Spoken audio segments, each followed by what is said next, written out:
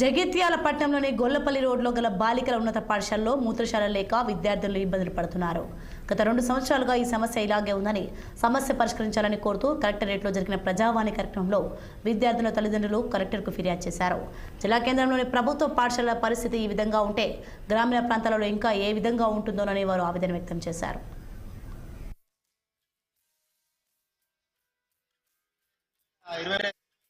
రెండు 2023లో శంకుస్థాపన జరిగింది. మనకు హాల్స్ లేక గదులు లేక మొత్తం డిస్మాంటిల్ చేసి అది శిథిలావస్థకి చేరింది కాబట్టి దాన్ని డిస్మాంటిల్ చేసి కొత్త కట్టిద్దామని చెప్పి శంకుస్థాపన చేశారు. కానీ ఇంతవరకు ఎలాంటి వర్క్ జరగలేదు. ఓన్లీ బేస్మెంట్ కానీ ఆగిపోయింది.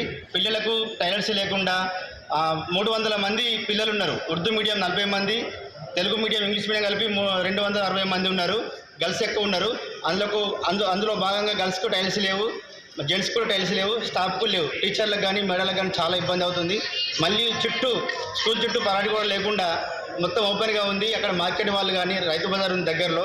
ఆ రైతు బజార్కి సంబంధించిన వాళ్ళందరూ వాళ్ళకి వచ్చి టాయిలెట్ పోయడం, ఆయమ్మలు కూడా వంట వేసుకుంటూ ఆ బగాన్ లేవట్టుకుంటూ కూడా 2-3 సార్లు కింద పడిపోయి దెబ్బలు తాగడం జరిగింది. 2023లో శంకుస్థాపన జరిగింది. మనకు